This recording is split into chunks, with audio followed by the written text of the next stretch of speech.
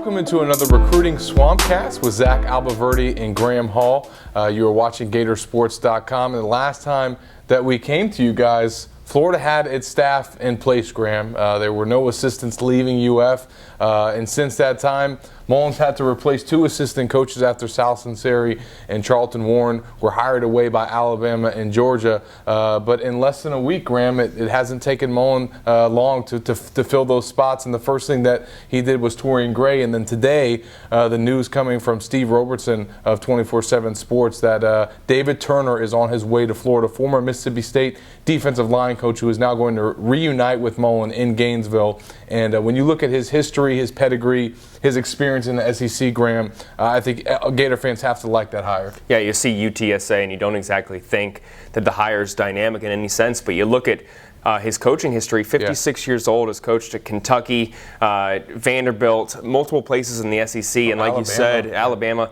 spots, has worked 6 years with Mullen at Mississippi State, a guy who has the experience. Yeah. Certainly there are questions remaining, but it has led them to possibly pick up a recruiting coup this weekend because now it has confirmed that Chris Bogle, defensive end committed to Alabama, ranked a top 10 defensive end by 24/7, will now take an official visit to Florida this weekend now that the defensive line coach is in place. And that was huge for Florida. Dan Mullen did come out and say that defensive back and defensive line are the 2 areas that they needed to address in January. And getting both of those position coaches filled within a week of their vacancies is big for Dan Mullen. And now it's going to lead to possibly a pretty critical recruiting weekend. Sure, and Bogle's recruitment is quite interesting. Obviously, he committed to Alabama at the All-American Bowl, and since that time, now Sal Sunseri has joined that staff. That was when Tosh Lapoy was there. Yeah, exactly. and you know Sunseri was trying to get him to come to Florida, and now I'm sure they're trying to use that relationship to keep him at Bama.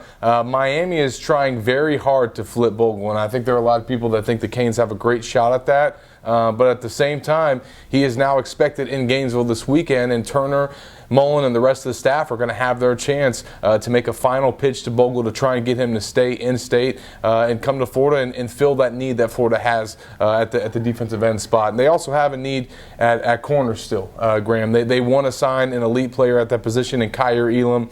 And with Charlton Warren going to Georgia, that's also thrown a wrench into his recruitment. We know that how that all played out this past week. And, at first Warren was staying at Florida while Elam was on campus in Gainesville. And then a week later, when he's in Athens, all of a sudden he's going to Georgia. And, that kind of seemed like maybe a coordinated, maybe slimy move by Smart and Warren. Or maybe just that's how timing worked out for that hire. But nonetheless, it's something that Elam's going to have to weigh now with Warren going to UGA and Torian Gray being hired at Florida. They had a chance to meet this week, Graham. They had that in-home visit. And it's interesting because even though before this week Gray and Elam had never met before, they do have a connection with their family. Yeah, him being up in the Virginia area, Torian Gray is a Lakeland native, but he coached a lot of players who are familiar with Elam's father, Abram Elam. Yeah. Brandon Flowers has a very good relationship with both Torian Gray and Abram Elam. You would have to think that while they didn't have an immediate connection, it would be pretty seamless for both those two to connect, seeing that there are people in Kyer's immediate vicinity that can vouch for the work that Torian Gray did when he was at Virginia Tech. And yeah, things didn't end great for Torian Gray in the NFL, and there were still multiple offers for him in Power 5 programs. Yeah. This is a huge hiring for Florida when you look at a guy who's familiar with the area, Lakeland ties, a strong developer of guys who, there were guys vouching for him on the team, Jawan Taylor and Marco Wilson, guys who were recruited to Florida back in 2016 by Torian Gray, were coming out and saying, this is a guy we would like developing us. He did great things for us in 2016, one of the few bright spots on that McElwain coaching staff. So all in all, it looks like Florida has gone out and answered a lot of questions, and you keep looking around at the coaching carousel around the SEC and around the state of Florida, Zach, that it is becoming no longer a guarantee that you can hire a top quality coach within a week of the vacancy becoming open. And you have to give Dan Mullen some kudos for once again answering a vacancy that could have proved detrimental if it wasn't filled before February 6th. Yeah, I've been really impressed with his hires, not just right now, but even back dating when he took over McElwain's staff and the 4 assistants that he chose to keep. Yeah. I thought that he made a very smart selection in those 4. And then when those guys left, the hires that he made to fill out his staff, bringing in Sunseri, bringing in Greg Knotts, those were very key for Florida and the success they had this year. So he's done a great job. Whether or not Gray is able to get Elam, I think that they would really top off Florida's 2019 class. You want to get that Gator legacy, to Gainesville. But at the same time, Florida got Chris Steele in as an early enrollee. And I think him and Hill being here, throughout the spring is going to be big for their secondary. You also have Chester Kimbrough that'll be coming in the summer. So Florida's not necessarily hurting. I just think if you're able to get Elam, that really is a way for Gray to make his mark and show what he's able to do as a recruiter. He got Marco Wilson in that 2016 class, as well as James Robinson, and was involved in the recruitment of some others.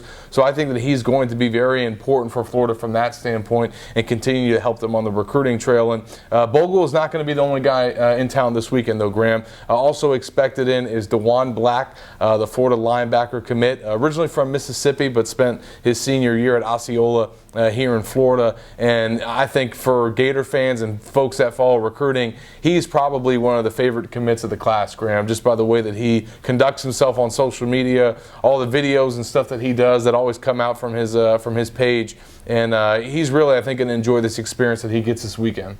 Yeah, and those who do follow recruiting know that DeJuan Black did do his commitment video on Gatorsports.com with you, Zach. That's right. And if they do follow him on social media, they saw him showing out over the weekend at the Polynesian Bowl with Trey Sanders, a lot of top talent out there. All the scouts who were out there were raving about not only Black's effort in practice, but his attitude, and he was just a very likable guy. And if you follow him on social media, you've seen that day in and day out. And him being on campus is more of a reward, because you look at a lot of the guys that have been brought into this class in the fold since he hopped in there in August. I mean, he has been very critical in recruiting a lot of guys to Florida, and now he's kind of getting that reward with that official visit before signing on February 6th. Yeah, and he's been putting a lot of work in on the academic side of things, obviously trying to make sure that he's able to get enrolled and qualified.